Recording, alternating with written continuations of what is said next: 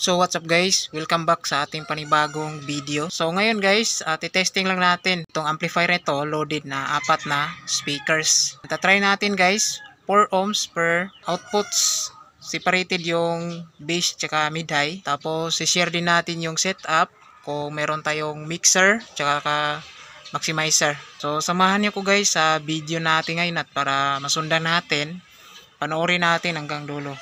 So let's go.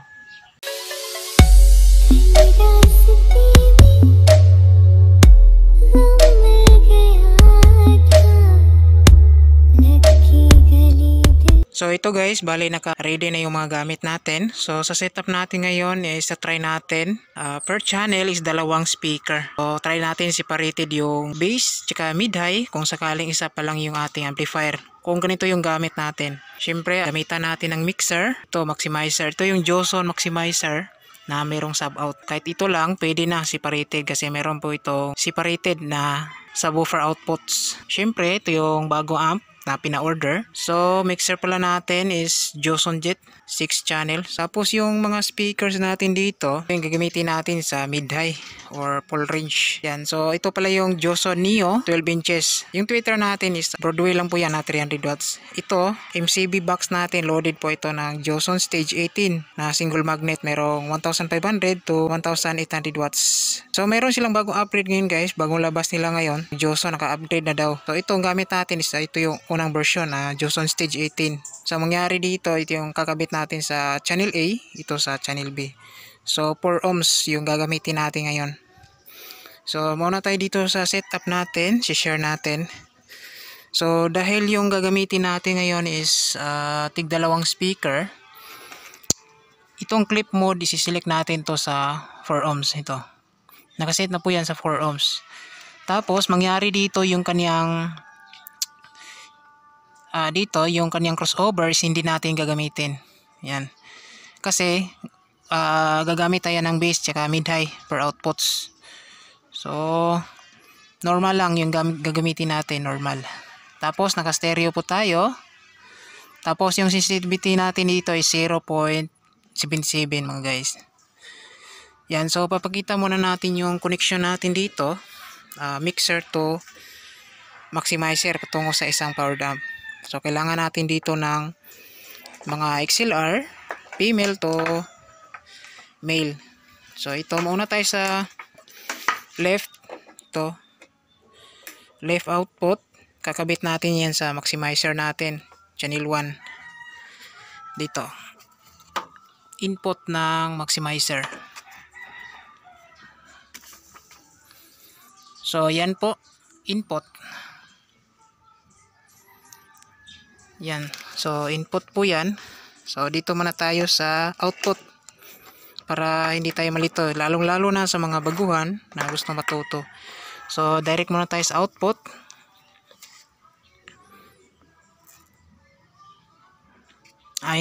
Hindi tayo gagamit yan. Pang sub natin yung A. Kasi meron tong, kasi yung A tsaka sub out parang may kontrolado siya sa kanyang gain. Yan to. So dito guys, yung output ng sub out ng maximizer is direct natin dito sa A. Yan. Tapos output ng A natin dito, ikakabit natin yung 2 MCB natin na subwoofer. So kakabit muna natin mga guys. So ito po mga guys, nakabitan natin yung 2 subwoofer natin. Yung A natin pang subwoofer. So sunod naman tayo sa pang mid-high natin. So ito right. So output ng right ng mixer kabit natin sa input channel B ng maximizer. Yan, nakakabit na po yan. So output, dito tayo kukuha pang mid or full range natin.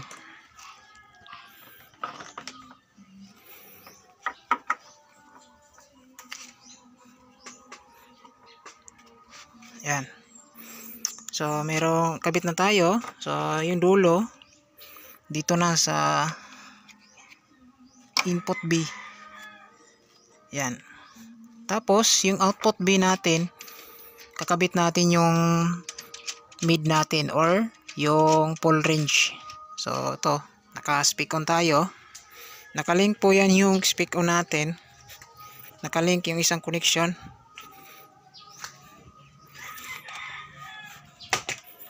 Ito po mga guys, naka-speak on. Yan, ito. Yan, naka-link lang po ito. Yung isang wire dito para maging 4 ohms. Yan. So yan po. Tapos yung dulo, kakabit na natin sa dito. Output B tayo, output B ng amplifier. So ikakabit muna natin. So yan po mga guys, nakakabit na tayo sa output B, yung pang mid high natin. So yan lang po yung setup ng mixer, maximizer, tsaka power amp. Kung isa lang yung power amp, pwede natin ma-separate yung outputs. Yan, so kakabit na natin yung mga plug dito para makapag sound check na tayo. So stay tuned. So yan po mga guys, bali naka-setup na tayo. So yung input pala natin nasa channel 1 tsaka sa channel 2. Yan, ito yung main input natin. Ito yung volume natin dito sa input natin. Yan. So dito pala guys, sa sub out natin sa maximizer is yung volume ng sub is naka 90%. Yung frequency natin is naka 1/2 lang. Yan, kasi malakas kasi yung sub out nito, itong Joson Low maximizer. So depende na sa atin guys, kung gusto nyo dagdagan pa, is pwede natin yan i-up. Yan, pero sa akin ay half lang muna. So muna tayo testing dito sa base nya, channel A. Yan, up muna natin yung volume. Tsaka dito yung volume natin. Yan. So kailangan po papalo lang siya sa 0 dB kung kinakailangan para hindi distorted yung audio. Yan, pinaan natin yung volume. Dito lang tayo mag-adjust sa kanyang main volume. Yan.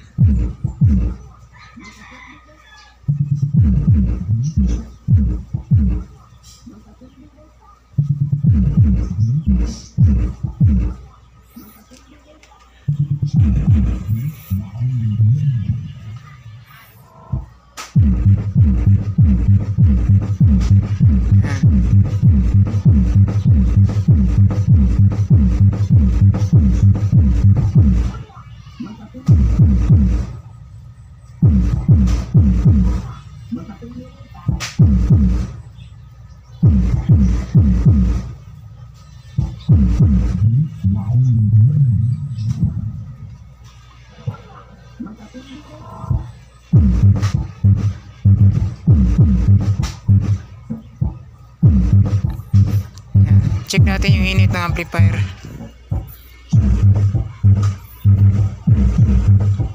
So normal lang yung ilalabas na init.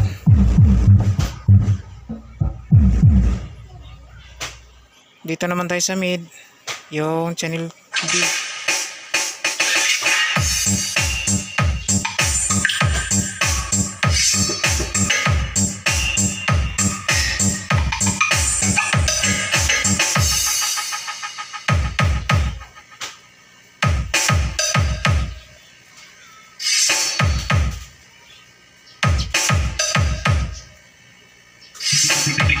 DJ Wowie Remix. Unya, magpapildi data.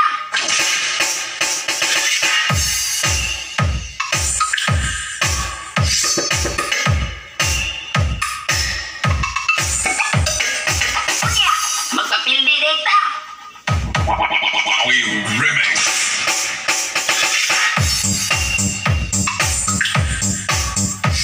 So meron audio, pagsabay natin guys, check natin yung kanyang init sa likuran.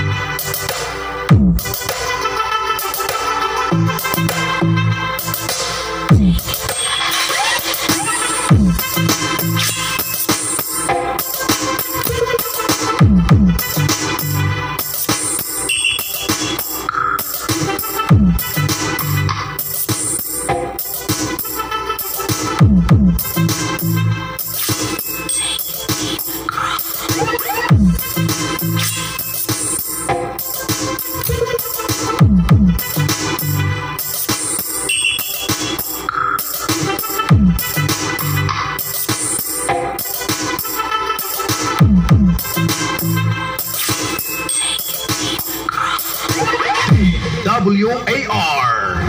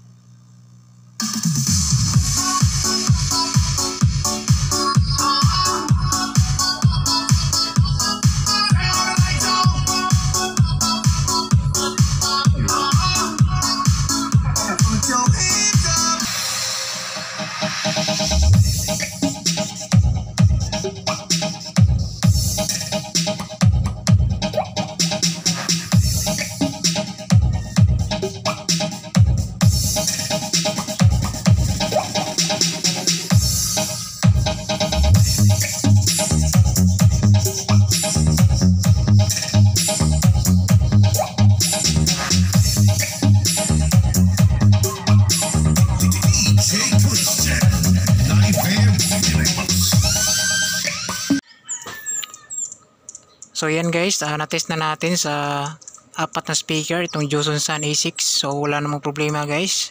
Yung nilalabas niya na init is normal lang.